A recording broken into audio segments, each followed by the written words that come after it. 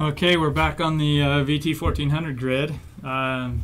Let's talk about, in our overview section, let's talk about this UEN infrastructure map. I'm going to go ahead and click on this map. It really has some interesting pieces of information. UEN stands for Utah Educational Network. So this is the network infrastructure map that connects Utah educational, public, higher ed, and other institutions throughout the state of Utah. Well, what's interesting about it is you can kind of see where there are really fast network connections and where there are not so fast network connections. If you notice at the top left-hand side, it gives you kind of a little key to the thing. It says that the green connections, so from Utah State back to the University of Utah, you've got a 10 gigabits per second backbone connection. So what that would be is that's a really, really fast network connection with lots of data capability. Note that the darker, the kind of thicker blue lines in this chart show network connections coming in at a gigabit per second.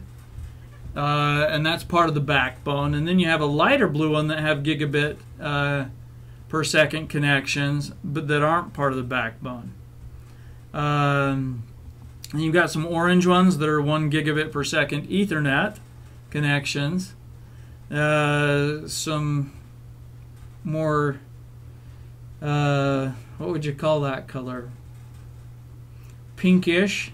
Those are coming in at about 155 megabits per second. So if you look at this, that's a significant decrease from the gigabit. You're looking at quite a slow connection at that point. Then there's a number of other ones. From 155 megabit per second microwave to, which is a different kind of connection infrastructure, to 45 megabits per second, to microwave 45 megabits per second, and then they've got the POPs, or the point of presences, at each of the locations like USU, Weber State, U of U, Dixie, etc. So as you look, you can kind of see where the connections are, and there are over 1,300 connections in Utah to different schools and locations.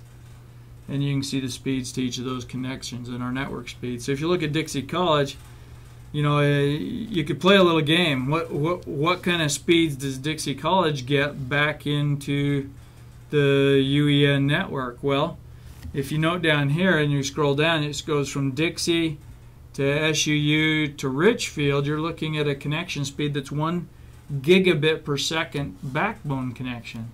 Then once it hits Richfield, between Richfield and UVU, it goes to a 10 gigabit per second backbone connection. So it's a pretty substantial connection to those key locations.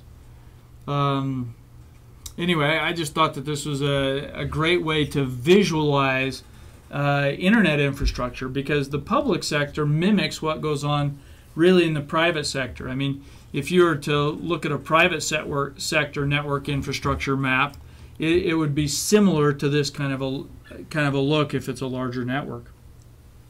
So that gives you a pretty good idea. Now, what you can learn from this is, if you're out here in, if you go look up in the top left here in Park Valley Middle School, if you're out here at Park Valley with your network connection, you've still got a 1 gigabit connection, so it's pretty quick. But you have to hop through Grouse and through Wendover and Wendover to Tooele and Tooele to Salt Lake, and so you have to jump through a number of different POPs or hops to get back into the network connection. Most of those look like they're pretty good connections. But let's say you extended off some even slower connections, say some 45 megabit connections like Daggett School District. You'll notice that that's then your slow point in the process from Daggett to USU. If you look over here on the right hand side, there's a slow part of that network, and if you extend this network worldwide, you're always going to find slow segments in your path to a certain location. and that's that's something you need to know, because if you're building out a website and delivering web services across these networks, and then you don't know what that network looks like, or where the slow paths are in that network, and what that network can handle by way of data and moving things across it, that can change the user experience for the website that you're building. So those are all handy little pieces of information, and a nice way to kind of visualize some of the infrastructure that we just talked about.